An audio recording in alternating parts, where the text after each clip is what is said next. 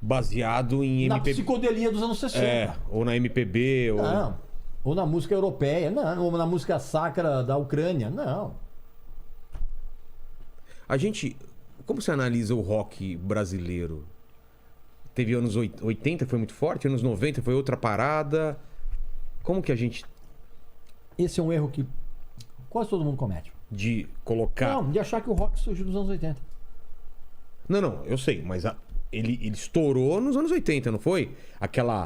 A profusão de bandas, todo mundo queria ter uma banda de rock, foi anos 80. Não. 70 já tinha isso? Todo mundo queria ter banda de rock depois da Jovem Guarda. Que foi anos 70? Anos 60. 60? A Jovem Guarda, pô, Roberto, Erasmo, Não é 70? Vanderlei. Não, claro que não. É mesmo? É. Começou lá. Todo mundo queria ter banda de rock. Todo mundo queria ter. Beatles. Quando surgiu os Beatles... Pegar as menininhas... A própria Jovem Guarda foi ela surgiu por causa dos Beatles, da explosão dos Beatles. Então você tem a Jovem Guarda... E do Elvis. 60, mais os Beatles. É. Você tem a Jovem Guarda. E aí você tem, nos anos 70, uma cena roqueira imensa aqui no país. Imensa. As pessoas cometem um erro de achar... Mainstream ou mais ainda... Rock nunca foi mainstream. Nem nos anos 80? Foi perto disso. Chegou perto. Porque tocava em tudo quanto é lugar, né? Chegou perto, mas por que tocava em tudo quanto é lugar? Por quê? Porque as gravadoras pagavam. Ah, mas se pagavam é porque era o produto da vez. Não, cara. Foi uma época em que as gravadoras investiram no rock, na televisão, principalmente depois do Rock in Rio. Que foi em 85. Tá. Principalmente. E por quê? Porque ali se detectou que havia um nicho imenso de jovens sedentos, prontos para consumir rock brasileiro. E tudo que estivesse relacionado ao rock.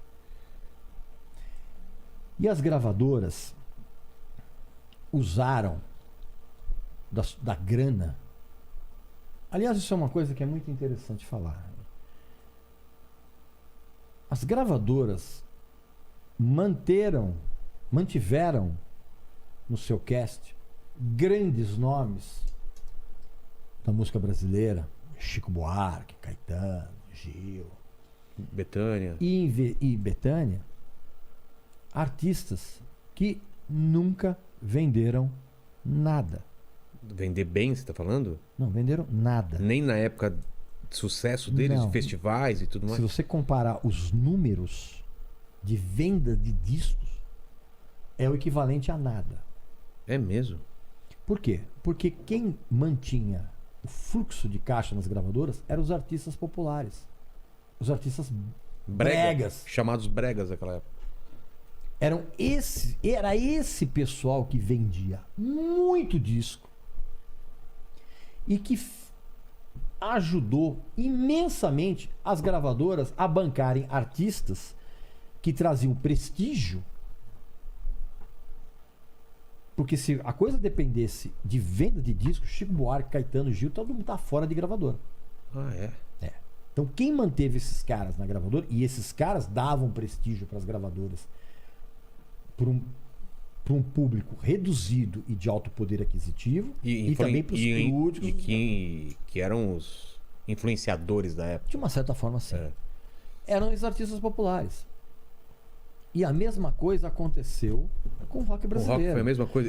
Porque o rock brasileiro dos anos 80, que a gente costuma, de uma maneira muito reducionista, Paralamas, Titãs, Barão Vermelho, Kid de Abelha, não sei o que, babá, todo mundo teve uma projeção midiática maior nas rádios e nas TVs, porque tinha muito dinheiro sobrando nas gravadoras. Que era sobrando.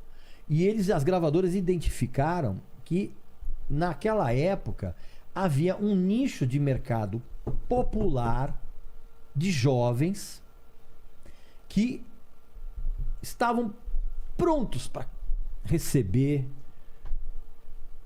algum gênero que fosse fora da MPB.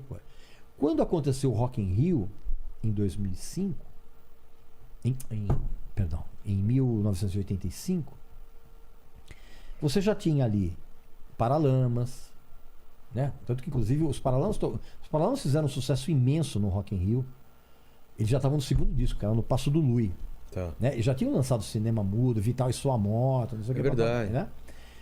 Mas assim, quando aconteceu o Rock in Rio, e aí teve Kid de Abelha, Paralamas, não sei o que, aí se sedimentou a estratégia da gravadora de investir um dinheiro pesado para programa de TV e para as rádios.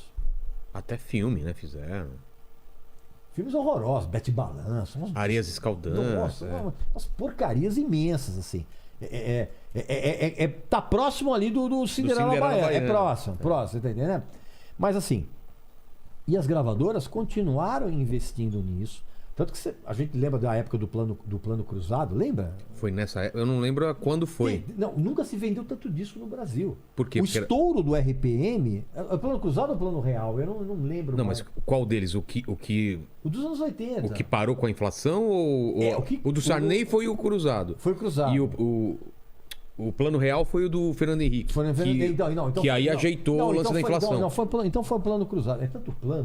O plano real aqui é de 1994. Então é o plano cruzado. Na época do plano cruzado, nunca se vendeu tanto disco no Brasil. Foi a época do RPM? Foi a época do RPM. Cara, aquele disco vendeu demais, o primeiro disco, né? Tá entendendo?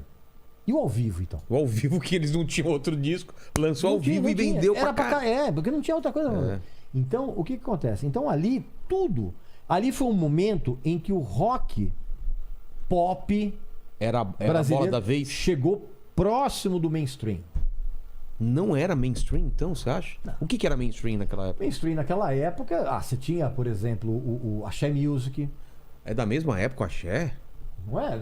Acho que vem depois, né? Vem depois? Dá uma olhada. Luiz Caldas. Não, porque o Luiz Caldas ia no Chacrinha. O Luiz Caldas é das antigas, Mas eu te cortei, você tava falando lá dos anos 70 e anos 60 que já tinha o rock. Aí você vem dos anos 70. Muito, mas assim, era muito underground. Era total, você tem uma né? safra de rock nacional dos anos 70 sensacional. Fala. O Axé Music, ele surgiu num carnaval da Bahia em 1980. Cara, então, tão antigo assim? Já tinha. Nossa. Já tinha. A lambada. Então. Você tá entendendo? Então o que acontece? A gente precisa entender que o rock, ele chegou muito próximo do mainstream nos anos 80, cara. Mas foi o mais próximo que chegou. Anos 90 deu outra arranhada, ou foi menos? Não, porque a MTV dava traço de audiência. Era um público muito específico. As pessoas têm uma noção de que o rock estourou nos anos 80 por causa da MTV. Cara, a MTV dava traço de audiência. Só que a MTV era uma emissora que falava para um mercado bem restrito, um mercado que tinha um poder aquisitivo um pouco mais alto. E a MTV, ela foi fundamental como formadora de opinião. Ela é o que o YouTube é hoje, seria? Proporcionalmente. Eu acho que é até mais influente porque o YouTube ele é muito disperso. É como se o YouTube fosse uma coisa mais afunilada. E lançava tendências. Exato. Né? Muita gente se beneficiou disso e muita gente se prejudicou quando a MTV morreu. Que a MTV hoje é para retardado. Rio Shore, essa coisa. Então, foi o que chegou mais próximo.